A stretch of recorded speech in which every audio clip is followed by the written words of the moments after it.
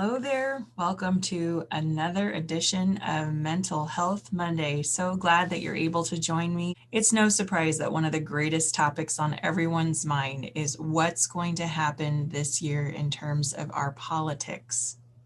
And it really doesn't matter what side of the political aisle you sit on, no matter who wins or who loses this election, there will be some very frustrated and even devastated people depending on the outcome.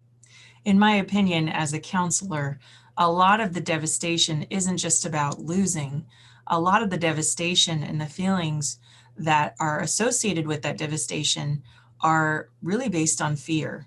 No matter who you voted for that person for a reason, whether you were thinking that you were going to have your rights taken away if the other person were to get into office, or maybe you were really hopeful that things like economic vitality would increase with a certain candidate. To not have those things is the devastating part, and it's all based in fear, or what is it that someone's going to lose. The reality is that somebody is going to lose this election.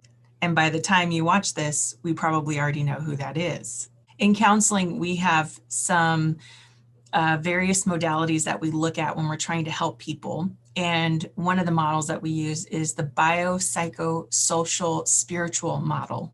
And the biology is where we start. So we want to look at things that are going on with the biology of a person. If they're really struggling, or maybe in this case with the current climate, feeling devastated, feeling sad, feeling depressed, we want to look at the biological things that can help someone get better.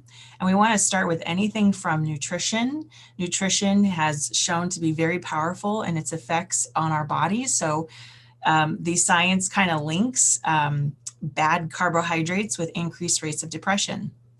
Another thing to consider is exercise. Exercise still is one of the most powerful prescriptions for mental health out there. And it just takes something like 30 minutes a day going for a walk.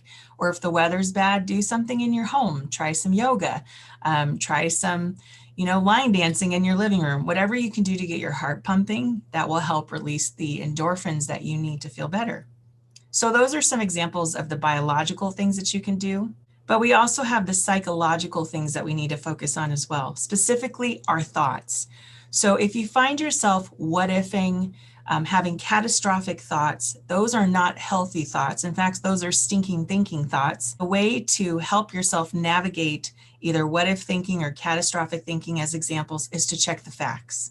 Is what I'm thinking true? Is it possible? So always make sure that from the psychological perspective, you're keeping your thoughts in check.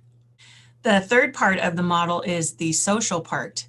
So right now during the pandemic and quarantine, social life is different, but there are some creative things that you could do to stay socially connected during this time. It's amazing what can happen when you just have a small conversation with a friend to share just how you're feeling. And if you find that you don't have safe spaces in your life to have an outlet to share, maybe you call the church. We have a wonderful lay counseling program, and we have people who are willing to talk with you through your anxiety.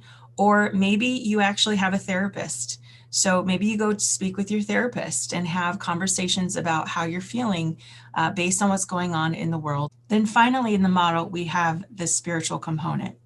Now, the spiritual component is what, in my opinion, matters most. No matter who is in office, no matter how long we are quarantined, no matter how many disagreements you might be having on social media or in your families, when you stop and take a minute and remember whose you belong to and how powerful that is, it doesn't matter what's going on around you. In Zephaniah 3:17, it says that God is living among us, that he takes delight in you with gladness, and he rejoices over you with singing.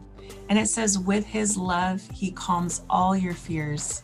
So just know things can get better, but we have to take care of ourselves biologically, psychologically, socially, and spiritually.